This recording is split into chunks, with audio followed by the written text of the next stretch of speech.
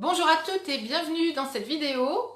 Bienvenue aussi aux nouvelles personnes qui nous ont rejointes, qui ne me connaissent peut-être pas encore. Donc pour rappel, je m'appelle Stéphanie Denuvlar, je suis coach en relations amoureuses et en leadership. Et j'aide les femmes qui ont énormément d'énergie masculine et qui vont en boucle vivre des échecs et vivre des relations dans lesquelles l'homme s'efface peu à peu, il est de plus en plus distant, ou il donne de moins en moins de nouvelles, ou alors de plus en plus d'excuses.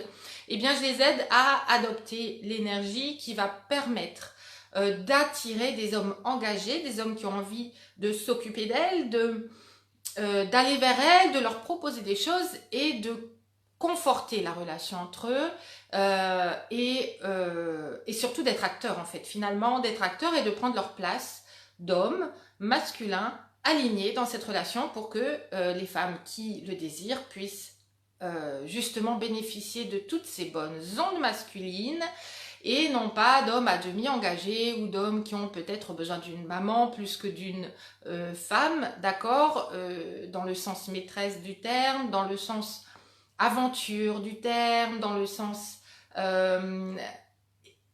échange, complicité, mise en commun des projets, etc. Dans l'échange, dans le partage, dans la complicité, dans l'humour et dans le sérieux, dans tout ce qu'on peut attendre d'une relation qui est stable et qui est équilibrée. Donc aujourd'hui, je voudrais vous parler de la place qu'on laisse ou qu'on ne laisse pas à l'homme idéal. Pourquoi? Parce que il y a autour de moi, au téléphone et dans ce groupe d'ailleurs, de toute façon en général, des personnes qui sont persuadées d'être prêtes à accueillir leur homme idéal.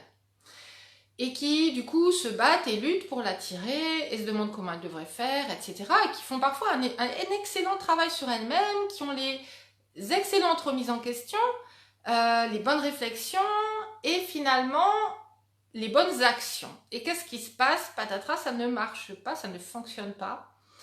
Et j'entends des phrases comme oui, mais de toute façon, encore une fois, je vois personne qui apparaît, et je travaille sur moi, etc. Je fais ça, et ce qu'il faut, et ça marche pas.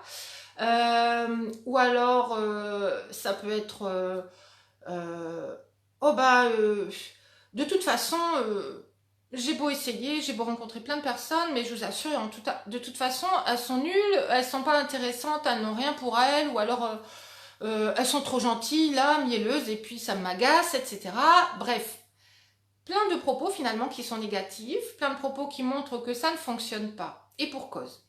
Tout simplement parce que vous avez beau mettre en place les bonnes actions, vous avez beau mettre en place ce que vous pensez être le bon mental, etc. Il se passe derrière des choses dans votre inconscient, qui sont vos schémas, qui sont finalement la trame sur laquelle vous allez tout poser. Imaginez que vous faites un gâteau, par exemple, que votre gâteau, la garniture est parfaite, le nappage est parfait, tout est parfait, mais la base du gâteau, d'accord, la pâte que vous avez préparée, par exemple, repose sur du sable et la pâte n'a pas tenu et tout s'effondre.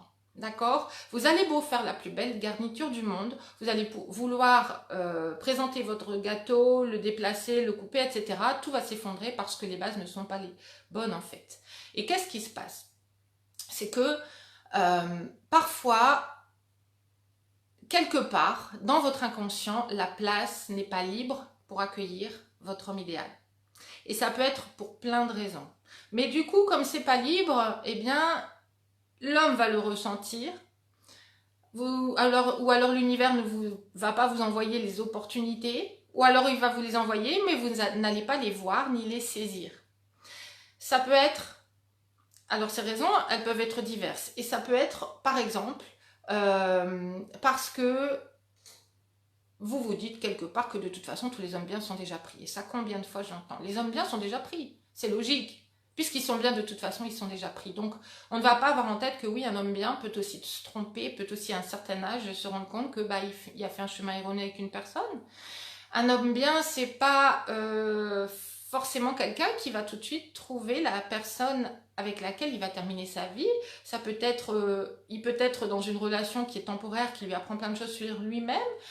Un homme très bien peut avoir aussi son chemin à faire et à un moment donné, il va vous rencontrer au moment où vous serez aussi sur un chemin qui vous permet à tous les deux de vous croiser. D'accord?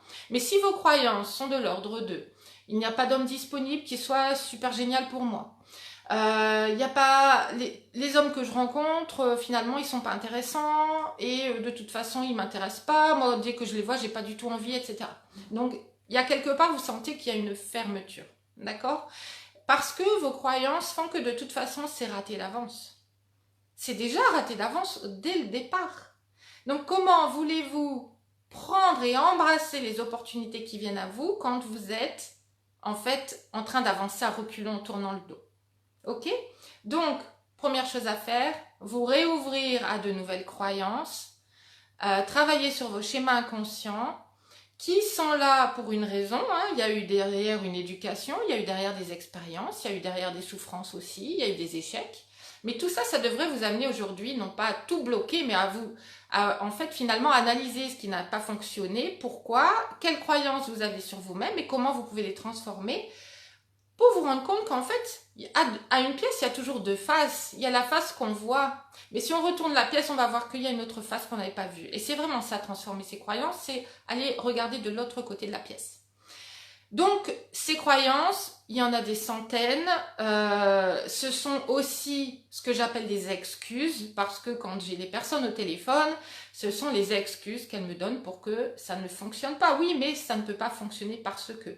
Et quand on avance dans la réflexion, il y a d'autres excuses qui arrivent derrière et qui montrent derrière tout un schéma complexe, qui est bourré d'autodéfense pour ne plus souffrir, qui font qu'on part du principe que, en fait, on va éviter d'aller dans toutes les impasses qu'on suppose être possibles pour nous.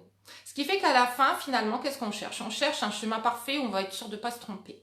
Et ce chemin hyper sécurisé, où vous êtes persuadé, vous pouvez être persuadé qu'au bout du compte, il y a exactement ce que vous voulez sans prendre aucun risque, sans prendre aucun risque de souffrir, sans prendre aucun risque de vous tromper, ou de ressentir des émotions fortes que vous ne voulez plus ressentir, ou au contraire, de ressentir quelque chose de tiède parce que vous n'avez pas encore peut-être osé franchir ce pas de découvrir ce que c'est que l'amour vrai et tendre, qui n'est pas de l'ordre du piquant, de l'émotion forte et de je dois lutter absolument pour être aimé, d'accord? Et quand vous êtes donc dans cette attente de ce chemin parfait, vous avez fermé toutes les portes parce qu'il n'existe pas ce chemin parfait. Ce qui existe, c'est pas à pas, c'est avancer, c'est essayer d'autres façons de faire. Celle que, par exemple, je peux vous proposer dans mes programmes, c'est essayer autre chose qui va forcément vous sortir de votre zone d'habitude, de votre zone de confort. Et il n'y a rien du tout dedans qui garantit que tout va se passer avec un grand ciel bleu tout le temps, mais tout simplement, vous devez apprendre à gérer les nuages qui passent, à ouvrir le parapluie quand il y a besoin de l'ouvrir, et puis à profiter pleinement du soleil quand il est là aussi. Et c'est ça la vie, c'est pas tout blanc, c'est pas tout noir, ok? Donc il y a tout cet espace de croyances erronées qui font qu'en fait les portes se ferment au fur et à mesure, et bien souvent elles sont fermées avant même d'avoir essayé quelque chose. La deuxième chose, c'est la place est déjà occupée. Dans ma tête, quelque part, la place est déjà occupée. Pourquoi? Parce que je n'ai pas fait le deuil de mon ex. Parce qu'en fait, autant je sais à 90% que, ben non, en fait, c'est plus possible avec lui. De toute façon, je pourrais même plus retourner avec lui. Et de toute façon, il voudrait pas de moi parce que, de toute façon, dans cette relation, quelque chose a été brisé. D'accord? Et au lieu de voir ces 80% en permanence, ou ces 90%, ou ces 99%, vous allez voir le 1% de bons souvenirs merveilleux que vous avez eu avec cette personne. Évidemment qu'il y a eu des moments merveilleux. Sinon, vous n'auriez pas été à un moment donné en relation avec cette personne. D'accord? C'est qu'il y avait quelque chose. Mais le problème, c'est que ce quelque chose, ça ne peut pas être 1% d'une relation. D'accord? Sinon, c'est se fixer sur le fantasme de certains moments qui ont été géniaux. Mais ce qu'il faut faut voir, c'est la relation dans son ensemble. Est-ce qu'elle vous a permis de vous sentir super bien, d'avancer ensemble, de vous sentir en confiance, de vous sentir sécurisé? Est-ce que c'est une relation qui vous a permis d'être complètement vous, de devenir de plus en plus vous, de vous permettre de vous épanouir? Et est-ce que dans cette relation, vous avez réussi à garder votre espace à vous aussi, pour vous construire aussi seul, en parallèle, et aussi ensemble dans des projets en commun, avec une vision en commun, avec une complicité. Tout à l'heure, je parlais de complicité, de choses faites ensemble, d'humour, et aussi de sérieux, et une relation est faite de tout ça dans son ensemble. Ce qui veut dire que, au lieu de vous fixer sur certains moments géniaux et inoubliables que vous avez eus avec cette personne, et d'en faire une vision générale, regardez si de façon générale avec cette personne, vous étiez aussi à l'aise quand elle était là que quand elle n'était pas là parce que vous étiez sécurisé dans cette relation. Est-ce que vous étiez aussi pleinement épanoui pendant ces petits moments-là que quand il n'était pas là, que pendant d'autres moments, vous étiez peut-être en train aussi de converser pour mettre des choses à plat un petit peu, etc. Est-ce que globalement, la relation était hyper géniale? Si ce n'est pas le cas, vous êtes en train de vous leurrer en vous fixant sur des petits moments géniaux qu'il y a eu avec lui. Oui, bien sûr, mais il y en aura avec d'autres et ils peuvent être à temps plein, ces moments géniaux. C'est ça que vous devez rechercher aujourd'hui. Et en fait, quand quelque part vous avez encore gardé votre ex en tête, vous n'êtes pas disponible pour une nouvelle personne. Donc, le piège le plus courant que je rencontre, ce sont les personnes qui sont dans des schémas quelque part de dépendance, d'accord, émotionnelle, de dépendance affective, et qui, quelque part, inconsciemment, attendent qu'une personne vienne combler tout ça en se disant « je vais oublier l'autre personne ». Donc, je vous invite évidemment à rencontrer de nouvelles personnes pour vous changer les idées et pour avoir un nouveau souffle, de nouvelles visions de ce qu'on peut vous apporter. Mais arrêtez déjà à la base de vous focaliser sur votre ex, si c'est le cas pour vous, parce que vous renvoyez cette sensation, ces vibrations que la place est déjà prise, que vous allez à reculons quand vous faites une rencontre. Et l'univers, il sent pareil, hein, que la place est déjà prise, il va sentir qu'il y a déjà un plein là, donc qu'est-ce que vous voulez qu'il vous envoie de plus? Ok? Donc, ça c'est la deuxième façon de ne pas créer l'espace, c'est d'avoir déjà un espace occupé. Donc aujourd'hui, rien ne vous empêche de penser à votre ex au bon moment, dans la mesure où ils sont bénéfiques et constructifs. Si c'est pour passer en revue et en boucle un vieux film, parce que ce film était génial, vous êtes en train d'oublier de vivre aujourd'hui. Et vous êtes en train de louper les opportunités autour de vous d'hommes qui seront 10 000 fois mieux encore que votre ex. Mais vous êtes persuadé qu'ils ne seront jamais aussi bien. Mais c'est totalement faux parce que ce que vous avez construit et développé en vous, vous savez que tout ce sur quoi on pose son énergie, sa pensée, l'énergie décuple, d'accord? Et vous allez le développer de plus en plus chez vous et ça peut se cristalliser. Et c'est comme ça qu'on peut d'un côté... Et je peux avoir des gens qui ont, des personnes qui ont deux sons de cloche, c'est-à-dire que d'un côté, ben non, en fait, elles savent que, en fait, elles n'ont même plus envie. Elles me disent, mais en fait, s'y revenait, j'aurais même plus envie. Mais d'un autre côté, elles se rattachent à cette idée de fantasme, et il y a vraiment deux univers, et un dans lequel, ben, en fait, ce souvenir-là, qui était géant, dans lequel, du coup, forcément, les émotions sont décuplées encore plus que ça n'était dans la réalité, des fois, et eh bien, ça prend tout l'espace, et ça les empêche de se rendre compte que, réellement, au réel, aujourd'hui, si on ouvre une nouvelle page blanche et qu'on réécrit son histoire autrement, eh bien, il va y avoir tous les possibles, il va y avoir forcément des relations meilleures. Les relations sont toujours nouvelles, elles sont toujours meilleures dans le sens où elles vous apportent toujours de nouvelles choses que vous ne connaissiez pas avant. Mais le problème, c'est que cette page blanche peut faire peur, de se dire oh, « il n'est plus dedans, mon ex n'est pas dans cette page blanche ». Ben non, mais c'est pas grave. Et ça change rien parce qu'en fait, plus vous allez travailler sur vous-même, plus vous donnerez déjà à votre ex des chances de recoller avec vous.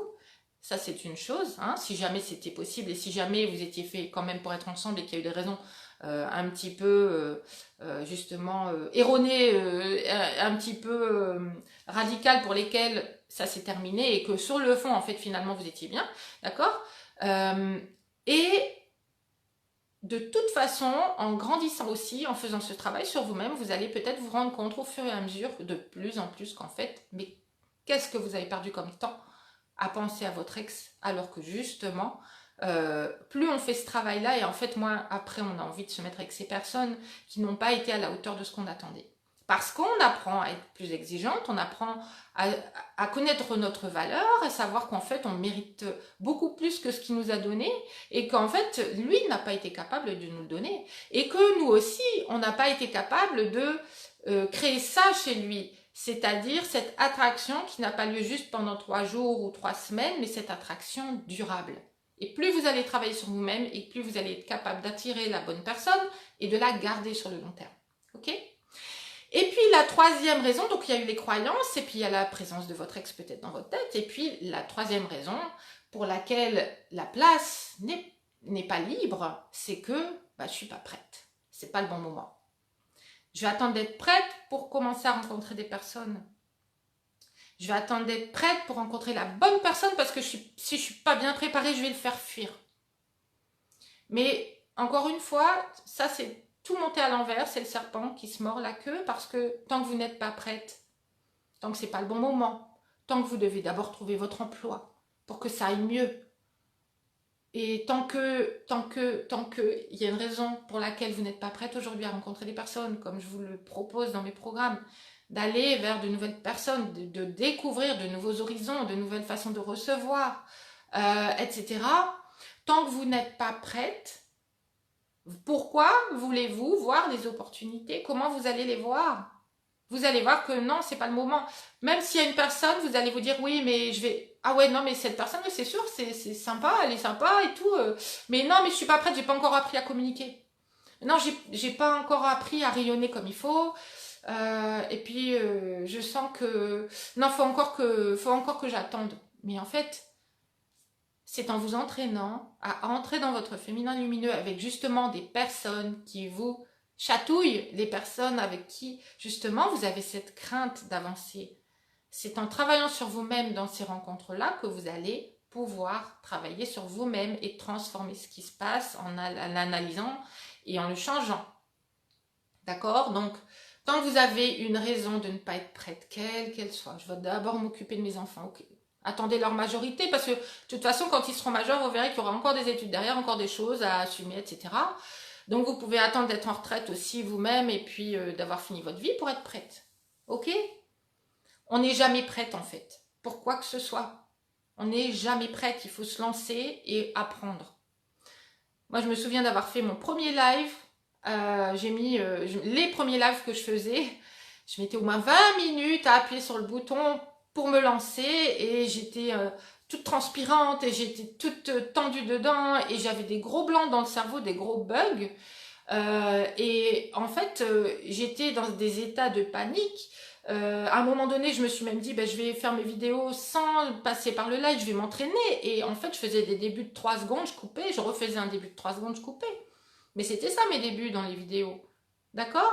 Et tout ce travail, en fait, il faut passer par cette zone d'inconfort, même si des fois vous sentez que vous êtes mal à l'aise, que vous transpirez, que vous êtes mal à l'aise devant cette personne, que vous n'osez pas le regarder dans les yeux, ou que vous n'osez pas parler, parce que il y a plein de moyens pour apprendre, mais la première chose à faire, c'est de vous relâcher, vous dire que tout va bien, c'est de vous relaxer et de faire ces rencontres, et de garder l'espace surtout qui est libre, pour pouvoir déjà attirer des personnes qui viennent vers vous. D'accord? Donc, tant que l'espace ne sera pas libre, ça veut dire que vous irez à reculons, ça veut dire que les opportunités ne se présenteront pas ou que vous ne les verrez pas ou que vous serez attiré vers des personnes, par des personnes avec qui ce ne sera pas possible en fait. Inconsciemment, vous sentirez qu'avec cette personne, c'est déjà dans le schéma que vous connaissez. Mais si c'est déjà dans le schéma que vous connaissez, avec qui vous êtes familière, ça veut dire que ça va ressembler aux relations que vous avez eues avant.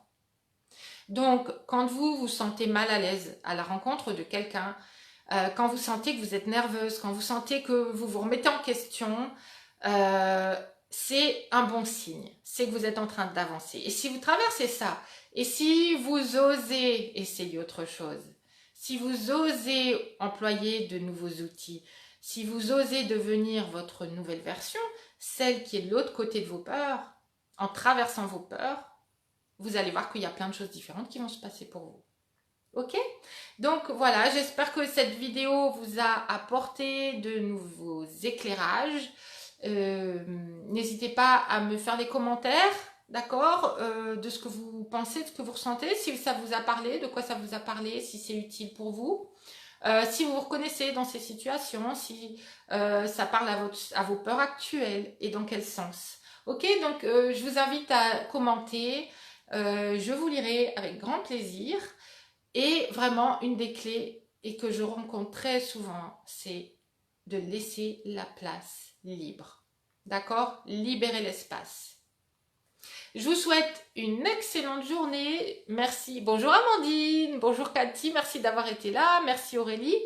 Bonjour Nadia. Bonjour Louis, Valérie, Marie-Thérèse, pardon, j'allais dire c'est un groupe de femmes ici.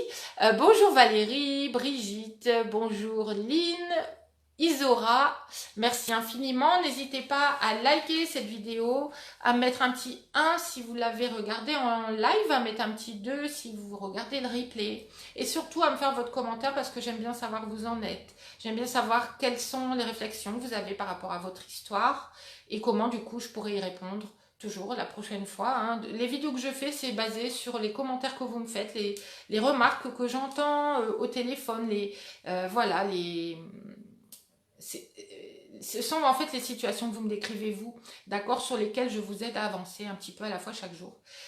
En tout cas, je l'espère. Voilà, donc n'hésitez pas à me commenter et à me dire où vous en êtes. Je vous souhaite une excellente journée et je vous dis à très bientôt.